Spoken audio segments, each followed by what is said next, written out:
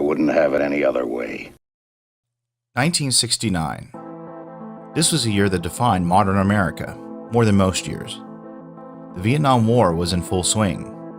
Richard Nixon was inaugurated as the 37th President of the United States. In July, we set foot on the moon for the first time. In August, Woodstock, more than 350,000 music fans gathered in upstate New York. The Beatles released Abbey Road, their final album together. The Manson family committed a series of murders across California. The Cold War was growing from a simmer to a boil. The world was a crazy place, with amazing news and terrible threats coming from afar and right here at home. The faith and trust people had in their leaders was at a low point historically, only to trend downward after 1969. This was reflected in the media, and specifically for this video, in the death of the cinematic Western. Gone were the days of the white hat sheriff shooting it out with the black hat bandits in order to save the Ponderosa. Now the most popular movies had a new complexity of plot and character, and an anti-authority theme focused on protagonists who try to break the system. You're only supposed to blow the bloody doors off! What you represent to them is freedom. What the hell's wrong with freedom, man? That's what it's all about. Easy Rider. The Wild Bunch, directed by Sam Peckinpah, was a product of those times. Even today, it stands as one of my favorite movies of all time. The protagonists are criminals by every definition. Mercenaries to some, bandits to others, but these men would be the villains in most westerns from earlier in that era. There really are no traditional good guys in this movie. It's just one group of sympathetic outlaws trying to make one last big score before the world closes in on them.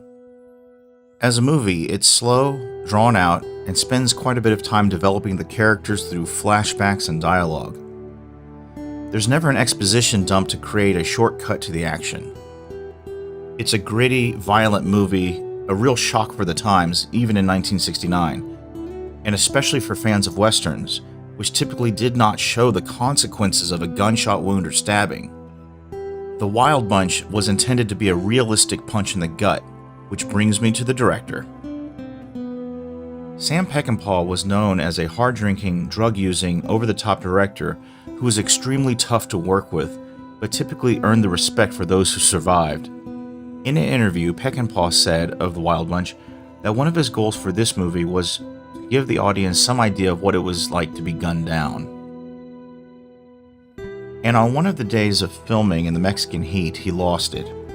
Apparently the gun battle he was filming didn't seem authentically violent enough, so he grabs a real gun with real bullets and shoots every round of it into a nearby wall, saying, "That's the effect I want." He also hated the stock sound effect for gunfire that Warner Brothers provided, so he and his crew and some probably stressed out editors went back in and made sure every different type and caliber of gun had a different and more accurate, more specific sound effect. When you watch any of Peckinpah's work, there's really two things that stand out. First, the lead characters will likely live by a code of honor that is quickly becoming obsolete to others as time moves on. He's gonna get us all killed. I'm gonna get rid of him. We're not getting rid of anybody. We're gonna stick together just like it used to be. When you side with a man, you stay with him, and if you can't do that, you're like some animal. You're finished. We're finished. All of us. Looks like he's hit pretty bad. Damn that Deke Thornton to hell. What would you do in his place? He gave his word. Gave his word to a railroad. It's his word! That ain't what counts!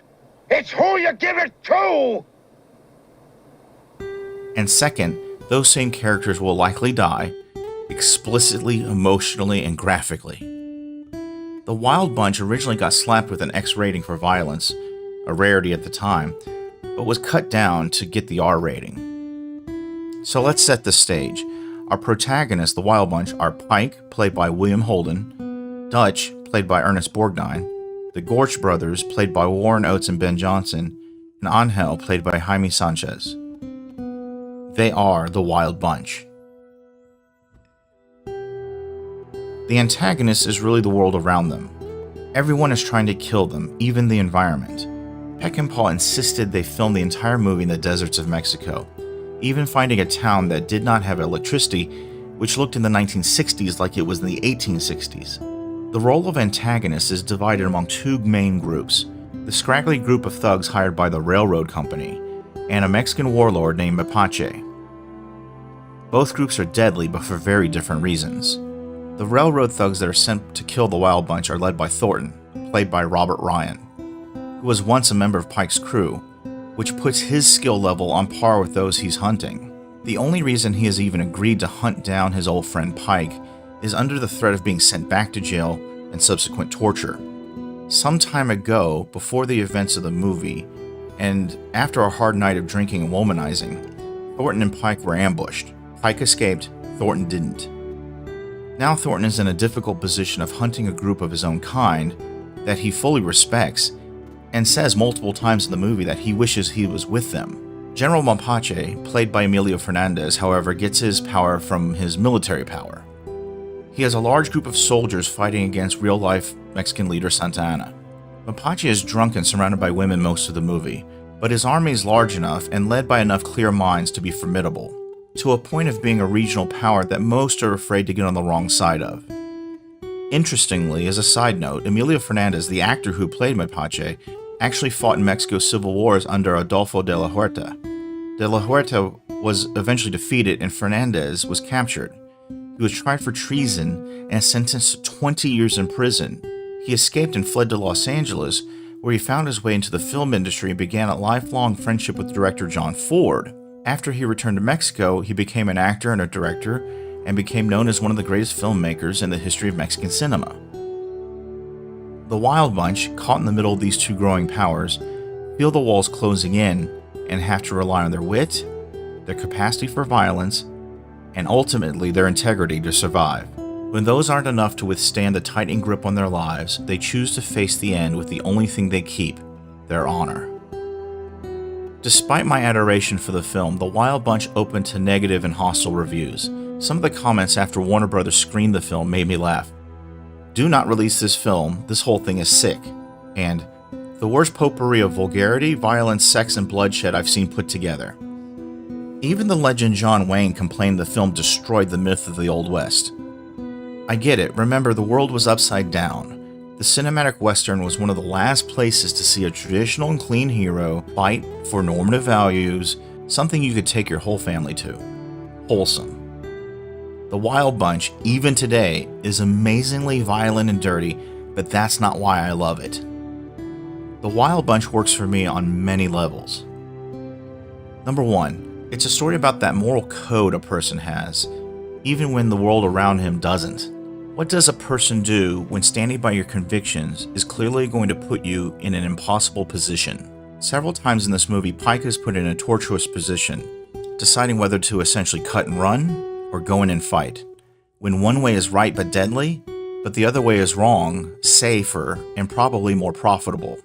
What do you do in the no-win scenario? The second thing is, how does a person survive and thrive when power, political, economic, or military, is quickly being eaten up by a few strong groups while normal people are caught in the middle? This is a path that leads to conflict with those same everyday people suffering the consequences. And number three, how do you pull off one last big score? You're too old to survive not only from the harsh environment, constant violence, but really the changing times. Do you have what it takes to make enough money to ride off into the sunset and get your happily ever after? In a departure from typical westerns, we are shown that people living this life rarely get a happy ending. Only death, or worse. After filming the scene where Ernest Borgnine and William Holden sit by the campfire and their characters vow they wouldn't have it any other way, it was hard for director Sam Peckinpah to yell cut because he, mean old Peckinpah, was crying. That kind of information is kind of hard to come by. I don't say it's going to be easy, but it can be done.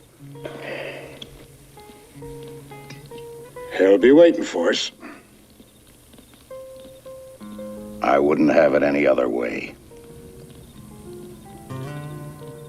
When I watch this film, I get a better understanding of what it means to be the man that many have aspired to be their entire lives. The tough decisions, the integrity, the constant clawing at the world to make something out for yourselves and provide for your family. When people refer to that famous last walk, and if you've seen the movie, you know what I'm talking about, it has to be framed with context. If you were to show someone who has not seen the Wild Bunch that scene, they may appreciate the cinematography. The use of depth of field and anamorphic shots is truly amazing. But they don't get all the story behind it and why it means so much. What led to this moment, and what choices were made, and what consequences they're facing. As my reviews imply, I'm a fan of older movies. Modern movies lack a lot of the qualities that speak to people like me on an emotional or intellectual level. My hope is that this review not only pays homage to one of the greatest movies of all time, but inspires you to go see it, or see it again if you haven't seen it in a while. I wanted to end this video with a little story. After 80 days of hard shooting during the wrap party with all the crew in Mexico City, Sam Peckinpah wandered off to an isolated corner of the soundstage and broke down for some time. All the blood, sweat, and tears, all the fights with his crew, the heat, the dust, the violence was over. No one knew at that point what the final product would be like. Was it worth it? Roy Sickner, who wrote the story for The Wild Bunch, partied so hard in Mexico and gained such a reputation that he was escorted back to the US by the Mexican government and banned from ever returning. There were many other stories about the shooting of this film that I cut for the sake of time. It's amazing the film even made it to cinemas. Waylon Green, who wrote the screenplay, said he wrote the film thinking I would like to see a Western that was as mean and ugly and brutal as the times, and the only nobility in men was their dedication to each other. I can think of no fitting summary for this film. Thank you for watching.